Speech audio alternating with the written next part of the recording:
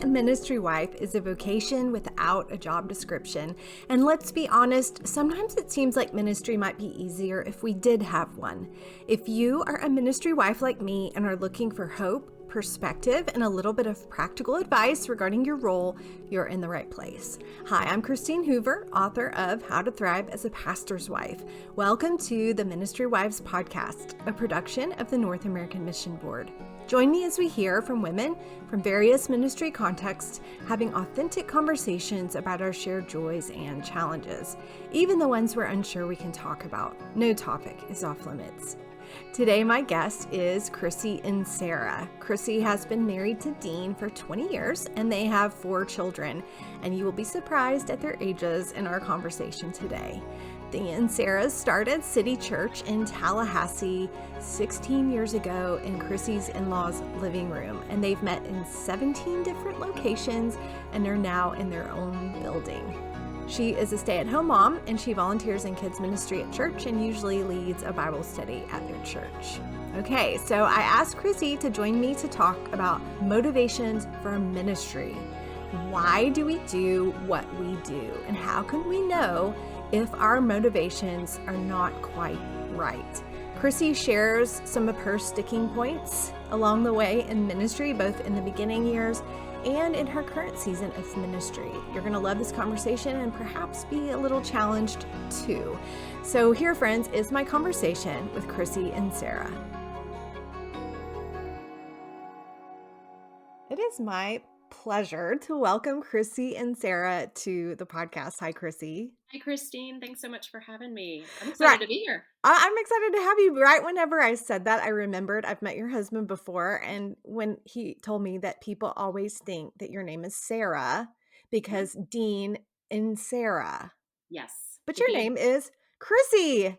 Yes, it's so confusing. And if you don't see it written, because it's Inserra, it's just very confusing to people. So I usually get funny looks when I say my name is Krissie, and I usually don't introduce myself by my full name. And so they're like, why don't you have a full name? Because it's too confusing. I don't do that. Unless they say, what's your last name? Then I say, okay, it's Inserra, but I'm not two people. Krissie and Sarah. Uh-huh. Yeah, that's so funny. Okay, well, will you introduce yourself to my listeners and tell us about your family and your ministry context? Yes, absolutely. I'm Krissie Inserra with an I, and I've been married to Dean for 20 years, just this past December. So we have been married for a good long time. We've gotten our feet wet now, and we're figuring out this whole marriage thing. And we have 4 children. Our oldest is 17, and he's a junior in high school. Our middle, well, he was our middle. Our second is 13, and he is in middle school. And then our third one is 9, and she's in elementary school. So we have all the different schools. I have 3 different schools. And then we had a surprise bonus baby. And so she's 1. So I have all the schools and then 1 at home. And it's been a wild and crazy ride. And God has just taught me so much about you can't plan you think you can plan for things, and he knows better. Yes. So, I feel like we just need to take a moment to let that sink in. Yes. The ages of your children. Yes. Your youngest is 1, your oldest is 17. Yes. I am shopping for diapers and college all at the same time. And that requires such different kinds of parenting all at the same time. Yes. Wow. Yeah. It's been really great because I feel like I've gained a whole lot of extra perspective with her now. I know how fast everything flies by. Yeah. And I'm not chasing after, younger toddlers or preschoolers. And so I'm really enjoying it. Oh, good. And I know, she is really trying me with the no sleep thing, but I really know she will eventually sleep because my other ones do sleep now. So I'm like, okay, I think she'll sleep. She will at some point. But it's been a lot of fun. And to see older ones interact with a baby is really sweet. That's been really fun. I didn't think about that part of it. That would be really amazing for your kids to kind of learn about babies. Yes. Oh yeah. I told them they're all going to be wonderful, confident parents when it comes. Yeah. Because they'll have held a newborn and they'll have, dealt with all the things that entails. I love that. Mm-hmm. Okay. So where are y'all serving? We are at City Church in Tallahassee, Florida. and we planted it. My oldest is 17, so we planted it 16 years ago. And I've always just had young children in the mix, and here we go. But it's my husband's hometown, and I went to Florida State here. So we've lived in Tallahassee a long time. We knew we wanted to be here. He, oddly enough, has always known he wanted to start a church. And, 25, 30 years ago, that was not really a thing, but he didn't know what that would look like. But he's like, I feel like I want to start a church that all my friends would want to come to. So that's kind of what gave us the vision for our church, and the time became right. It seemed like the time was all wrong because my youngest, or my only child at the time, was 6 months old. There were some health concerns. I wasn't working, and he had a job. He was on staff at a different church, and we both felt like, okay, no, now's the time. So we just did it, and it didn't seem like the wisest decision, but God is sovereign. And so God has blessed it. It hasn't been easy. There have been many, many times in those first few years where we've been told, okay, well, we can't afford to keep the doors open for the next 3 months if something doesn't change. But God's always brought in usually an individual who has just said, what do you need? What can I write a check for? And it's like God has come through every single time. And it really is, Psalm 119, where he says, your word is a lamp to my feet and a light to my path. And I always take that picture of this light on your path. When I have a lantern and it's really dark, I'm not seeing more than a step or two in front of me. And that's really all God gives you. He gives you for the next step, and you don't know what's beyond that, but he's given us that, and it's really been neat to watch. So I've gotten a front row seat to that. I've always had young children in the mix, but I've gotten a front row seat to that for the last 16 years. So we're in a college town. We have Florida State University. We have FAMU, which is at HBCU. It's a historically Black college and university. It's a large college, and then we have a large community college here. So we have lots and lots and lots of college students. And when we first started the church, it was us. We were the old people and the college students. And so, giving is not large at that point. But again, God has just blessed us, and it's been crazy to see, and just wonderful to see how he's worked through this. And so we have we have a large college population, but since we've been around for 16 years, we have really become a truly multi-generational church. I love that. It's been so neat to see. That's amazing. Yeah. What is your sweet spot in ministry over these It over kind these of years? changes. I have usually worked in kids in some capacity. Mhm. I enjoy children, and the last few years I've been doing kids check-in, and I love that. And I just sit at the desk, as people are coming in, so I get to see all the families that come in during one of the services, and I get to talk to them, and I get to see their kids, and then, but I've taught some in some classrooms. I usually lead a Bible study at some Mhm. point. Am I leading? I'm not leading one at the moment, but when I'm able to, I've led one on and off for the entire life of our church and then some. And so I kind of come and go when I need to. And then I'm the stereotypical pastor's wife who plays the piano. So sometimes I play in the band, but those are early mornings. And with Dean, he's kind of, Yeah. he can't get the kids ready for me in the morning when I have to be there at 6:30 because he has Yeah. to be there too. So I don't do it very often. I'm, a few times a year. You might be Um, the first pastor's wife I've ever talked to really? who doesn't say, "I'm not the typical pastor's wife." You just said the stereotype. That's so Yeah. funny. Yeah, I I guess love it's it. not that stereotypical. Yeah, But yes, that's so I great. do, and it's fun. So I just kind of bounce around where I like, and Dean has set the tone for that from the very beginning. I've Mm. never been on staff at the church, and right now I'm not working a job outside the home. And so Dean has made it very clear to staff and to members that, like, his expectation on me is to serve in Mhm. whatever capacity I want to, and just be a really good church member and love my church. And I I love do. it. And that's so freeing. That's so great. Well, So, you've been in the ministry for long enough now to have certainly wrestled with motivations for why you do what you do, and that's really what I want to focus on with you yeah. today, because in ministry we're all faced with these moments where we're really challenged to consider our motivations. And Mhm. if anyone listening is like me, there are times where you realize that you have distorted motivations, skewed motivations, impure motivations. So I'd love to hear from you, Krissie, if you could tell us a point or two in your ministry life where the Lord has shown you or Yeah. given you insight about your motivations and perhaps challenged you with what Yes. He's shown you. Yes, absolutely. Um, so I think I've naturally always been a people pleaser, and I think we use that term as like a this is a personality trait, Yeah. but there's a lot of sin in that because I'm trying to please man, not God, a lot of times. And so, I'm so very concerned about, am I doing what's right? What they think I should do. Right. Am I following what people think my job is supposed to look like?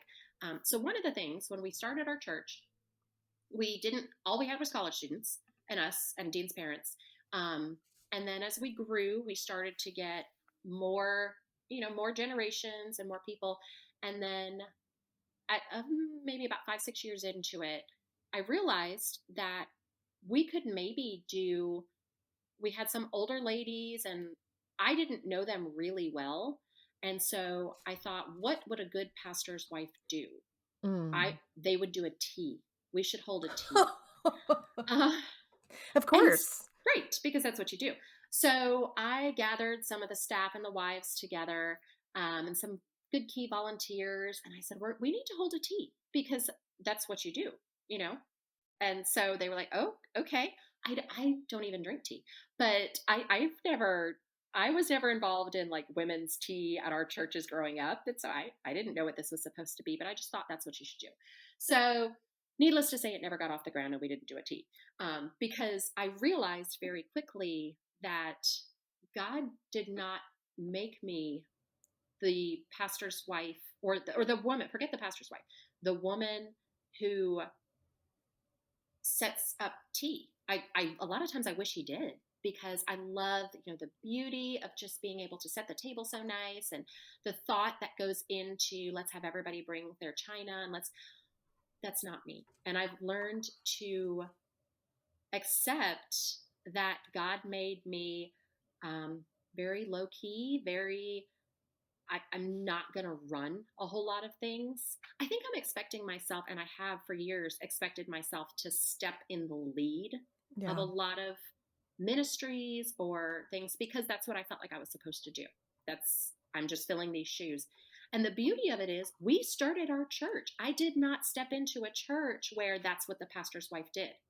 So, and Dean reminded me, he's like, we set our own culture. That is not the culture here. You don't have to make that be the culture. So it's like, oh, okay. So then a few years down the road, when we decided it was time to start a women's ministry, I thought I should probably head this thing up because I'm Dean's wife, and that's what we do. And again, and part of it was I I would really love for people to see that I am excellent at taking a ministry and starting it and leading it and it just I very quickly realized that's not my gifting and that's okay. And it would probably be even worse if I took it and didn't follow through with it and fell flat on my face. And then now, what do we do? So, God had to show me that this is not the area where I've gifted you. Now, I am very involved in our women's ministry and I speak at it sometimes, but I'm not leading it and I'm not planning it. And that, again, that is so freeing to know that this is not the area that He has gifted me. And just because some other pastors' wives, that seems to be what they do and they're good at it, I'm I'm still, a good ministry wife because I'm helping out in other ways. Yeah. Yeah. I So you touched on a lot of things that we do to ourselves. We yes. say, what would a good pastor's wife Hmm. do? Hmm. I wish I was this. Yes. I wish I had this gift. I Hmm. should do Hmm. these things. Hmm. These are I can relate to that so much and I think we all can because we kind of put these expectations on ourselves. So I wish or I should. And so I'm wondering how you talk yourself through that when you recognize that you're thinking those thoughts. Mm-hmm. What do you Um, say to yourself instead? oh, well, I tell myself, that's not who I am. I have to keep reminding myself, who am I in Christ and what has he made me to do? Where has he gifted me? Because I do have giftings. And it really helps when other people, will just kind of say out of the blue, I love when you taught this. And like, okay, so that's one area where he's gifted me. But that doesn't mean I need to do it all the time, because then God has really, and maybe one of the reasons that I had a baby so late in life is that that is one way that it's a concrete way that God keeps me grounded and keeps me from feeling the pressure to do more. Um, because it's just a pressure thing that I put on myself. And now I'm in a stage where I physically can't, because 4 kids is a lot of kids. Yeah. And when one of them is a baby, and, we don't have any drivers at the moment. And so I'm relying on a lot of people, and I don't like asking a lot of people for a lot of help. And so that's another area where God is growing me and saying, you have to. So I'm learning I can take on some things, and I want to take on everything. I want to take every opportunity that comes my way I do because I feel too. like I should. Yeah. Um, but and as we've grown, and as Dean is getting more involved in things, and as Dean is doing more things, I find people ask me to do things that they assume that I'm good at because I'm married to Dean, and I'm like, you have no idea. Mhm. And I think that is probably common to a lot of pastors' wives, is you will get asked to meet with people and provide wisdom from God, and you do have wisdom from God, but you may not be gifted in counseling or in a lot of these areas. And it's okay to say, you know what, I will sit and talk with you. I would love to get coffee with you, and then I'm going to introduce you to this other Mhm. person who is really gifted there. Mhm. So that's one area that I've specifically had as well, where people will just assume that I'm going to counsel you and work with you, and I'm like, I can for a few minutes, and then I'm not. I've reached Right. my lid. I can't do it Right. anymore. So That's good. That's good. yeah, Well, you put all this under the umbrella of people pleasing, yeah. Mhm. and that can really, really cause dysfunction for us in Mhm. ministry if we live according to what people think of us or what people want of us, and sometimes trying to they may not say what they want, but we try to figure out what they want. And so how has God helped you, like even some of the things you're saying right there where you're like, I can do this but I can't do that, and knowing that that's going to disappoint somebody, that's a skill that is learned over time. And so Yes. I'm thinking of a young pastor's wife who's like, I don't even know if I can say no to somebody. Am I allowed to say no? Mhm. How would you encourage her to think about these things? Um, I hate to say it this way. The more you do it, the more you realize, okay, sometimes it's good. You are going to disappoint people. And every time I do, I have a sick gut. I hate it. It's gut wrenching. But the more I do it, I'm realizing, I'm not saying the more you disappoint people, the easier it gets. Don't hear that. But when you are able to kind of filter out the areas that God has gifted you and the time that He's allowed you, like, what is your expendable time? Right now, my expendable time is very small. But in a couple of years, I know it's going to be Mhm. more. And so I have also learned seasons. So to the Mhm. pastor's wife who's starting out, and you might have a young family, seasons, seasons, seasons. You might be in a season right now where all you can do is show up at church on Sunday, and you're probably not going to be able to go to the early service, and that's okay. If your church has multiple services, don't make yourself go to all of them if that's at all possible. We're at this moment we have 3 services. I don't go to all 3 services. I've told people you will probably never see me at the 8:30 service, because I just Yeah. can't get it together to get there, and that's okay. Um, so to just kind of relax, talk to your husband also about, like, okay, what are your expectations on me? Because I had to realize that what I thought were Dean's expectations were not his expectations. Yes. And he had verbalized to me, oh, no, no, no. You just it was so helpful for me for him to tell me, I want you to be a good church member and love your church and serve in an area, just like we would expect everyone to serve in some capacity, whatever that may be. And it will change over time. Hmm. But I want you to love your church. And Hmm. so, whatever you need to do to love your church. That's great. Yeah. Well, I said that, thinking of a younger pastor's wife, but I think that over time there are, you've been 2 decades in ministry. Yeah. And I would say for me, I may feel like, okay, I've kind of learned some things about that. I've kind of moved beyond the people pleasing. But what would you say in this time of ministry life are some maybe sticking points for you with Yeah. motivations? Yeah. I feel since we've been at it for a while and our church has grown, and we were a church plant. We planted ourselves, and we were um we were just getting started. And so, but we have passed the 3-year mark. We're self-sustaining, and we planted differently than a lot of the churches do now. But we are we are a healthy, growing church that has been around for 16 years. And I pray that we're around for many, many, many, many more. So there's that expectation of now, okay, well, now I should be at, maybe I should write a book. Maybe I should do this. Maybe I should do that. And I don't think I should right now. And there's just, okay, well, you've done this, so now what's next? What's next?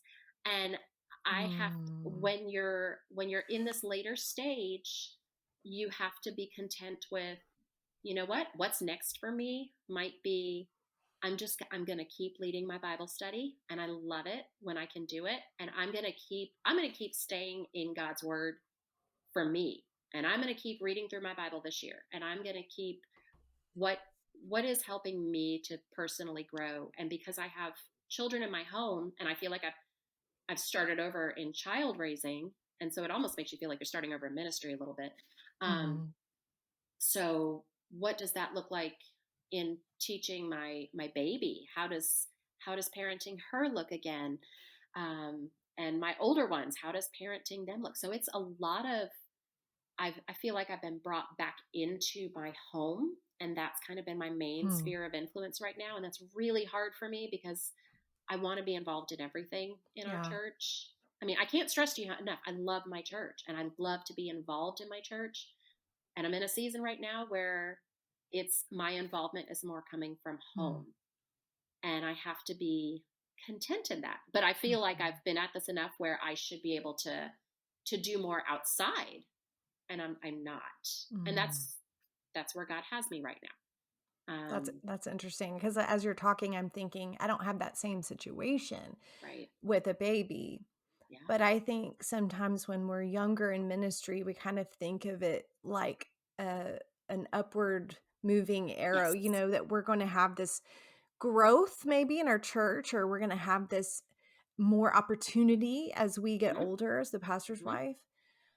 And sometimes God takes us into a really quiet, Yes. like small space Yes. in the middle of it. Like I would Uh-huh. say he did that for me in my 40s. Uh-huh. And that was so unexpected. And I think that it was good because it showed me my idea of what should be and Mhm. maybe some of the motivation of why I was doing what I was doing. Yeah. Yeah. Absolutely. I mean, and honestly, a lot when you're really honest, if I'm really honest with myself, my motivation can sometimes be so that my name is out there. Yeah. Why? I don't know. Because that's just our human nature, Mhm. is we want to be known. Yeah. And so I have to check myself on that Uh-huh. all the time, you know? And I do wanna I'm glad you brought that up because I do think and why part of why I wanted to talk about motivations in ministry is I think ministry has shifted since we entered Mhm. ministry, vocational ministry, because, for example, right now we're hiring at our church a students minister. We cannot find one. Mhm. People just do not want to do youth ministry. Yep. They want to plant churches. They want to be the lead pastor immediately, and that may be what God calls people to do, but I see kind of this we have a celebrity culture that Yes. we think that becoming a pastor or a pastor's wife is I don't even know if we would sometimes even admit it to ourselves, but we think sometimes it's a ticket to Yes. honor. Yes. Absolutely. And I think you hit that right on the head. So what would And you say to that? I mean, I think check oh, us, Chrissy, like, oh, we need to be checked on that. yeah. I mean, and I think I sometimes go a little overboard with it, but I think twice. I am on Twitter and Instagram, but I think twice, three, four times about everything I post because I'm afraid. Like you don't see me post very much. I just don't because I am constantly like, okay, am I doing this so that people will like it or that the right person will see it? And so um I don't know. I have to be really, really careful about what I'm doing. And that's me. And I often ask myself, well, maybe God has given me a platform and I'm not using it. And so I also wrestle with that of I do need to be faithful because the people in my church know who I am and they might want to know what I've learned, what I'm learning about this scripture and what I have to say about certain things. And that's good. And I need to tap into that and know that it's okay for me and good and right for me to share. And sometimes for me to not share is also doing a disservice and can be sinning and not speaking where God has called me to speak. Um, so just knowing when those times are, I tend to let the pendulum swing too far because I'm like, I'm afraid to overshare but then I don't want to say anything at all. And that's not right either. And so I'm just kind of trying to figure out, and I hate to just put it to social media, but really that's so much of where the world is and so much where our culture is. And so I want to use it correctly. And I know I can tell you right now that's an area that I'm not being faithful in. And so I need to be faithful to share what I'm learning, to share God's truth at the right time and in the right way. Yeah. And sometimes I just have to say, okay, I'm doing it, and here we go. Mhm. Because then I'm also afraid of, well, what if it hurts somebody's feelings, and Mhm. then they're going to think I'm mean. Um, so how can I say it in a not mean way? So Yeah, okay, so, we've kinda touched on some things that draw our motivations to the surface where we can see it. yeah. How would you encourage us to kind of know or acknowledge what our impure motivations are? Mm. I mean, I almost get this like if I get asked to do something, and I get asked to do more things now, as Dean gets asked to do more things, I get asked to do more things. Mhm. And I will feel, and my immediate response is, yes, that sounds great. And then I think because I've overcommitted myself too much and I have made mistakes too often that now I'm beginning to recognize this feeling of like, hold up and let's really pray. Um, so I'll give you an example. This past weekend, I had been asked, and I was asked back in September to speak for a women's conference at a college. I have never done anything like that. And they asked me to do it and they said, will you be our keynote speaker? And I was like, okay. Um, Sure. And so my immediate thought was, that is so cool. And I wonder if this will open the door to more, more conferences and more this and that. And then I thought about it and I'm like, I am in no place in my life to have any doors open to more. Like, I don't know if I could even do this one.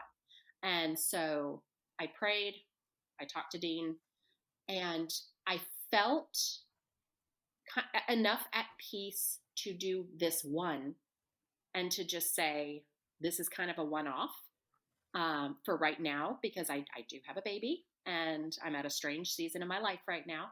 Um, and so I did the one and I could feel, that little desire coming up in my heart of like, oh, this is really fun. Let's see how many more of these I can do. Not, not because I'm at the right place and the right time to do it, but just because, oh, that seems fun. Um, and so I don't know, I now feel this like still small voice, I guess, because I have tested it so much. Mm-hmm. And I've gone against it so much that it's becoming louder in my head, or I'm becoming more aware of it. Yeah. Um, and that's the Holy Spirit checking me and holding me back.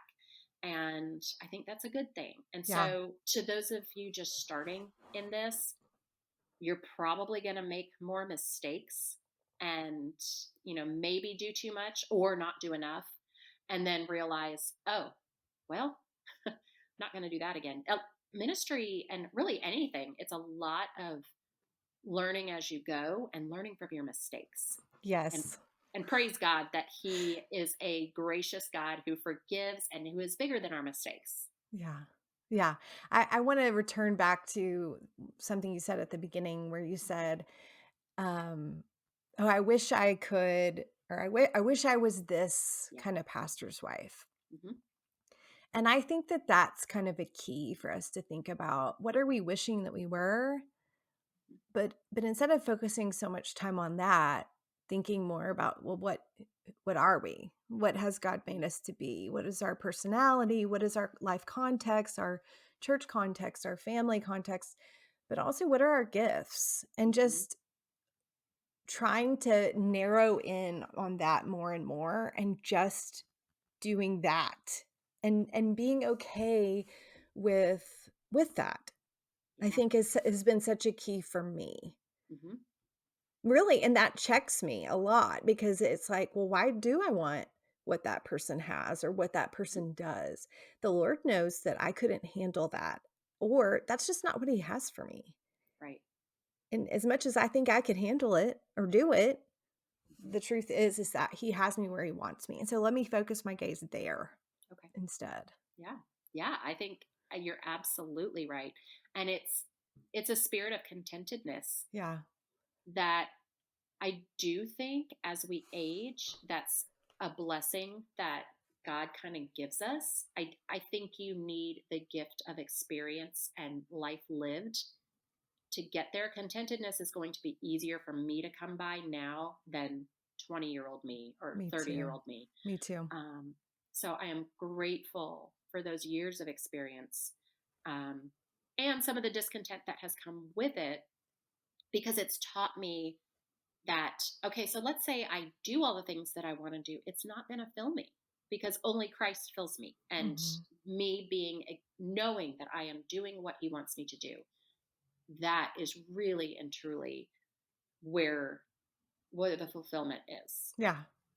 Are you a 3 on the Enneagram? I'm a 9. You're a And I 9. didn't want to be a 9. I kept taking the test because I Oh, was like, I don't know that I like 9s, but I actually, and now I know Enneagrams enough just to know that I'm a 9. okay. I haven't really studied it, but I knew that I was a 9, and then I read the description and I'm like, they don't decide things, and I can't make up my mind. Um, and very low key. And then, but you know what? Some of my favorite people that I've met, they're like, I'm a 9. Like, oh, Yeah. My husband's a 9, and he always says it's the best because it's the highest number. okay. So you're the So, best. Well, oh, thank well, you thanks. so much, Chrissy, for giving us your insight, your hard-won Oh, insight over yeah. decades of ministry. I know it is an encouragement to people listening. It's an encouragement to me to keep going, Thank you. to Yeah. keep enduring, and keep doing it for the Lord's eyes alone, right? Yes. So, Yes. Yeah, absolutely. And that's who we want to please. so thank you for joining me. Thank you, Christine. I appreciate it. Thanks for having me. Thanks so much for listening to the Ministry Wives podcast, a production of the North American Mission Board. If you found this content helpful, please subscribe, rate, and review us on your podcast platform, or share it with a friend. You can find this podcast and other helpful resources at ministrywivespodcast.com.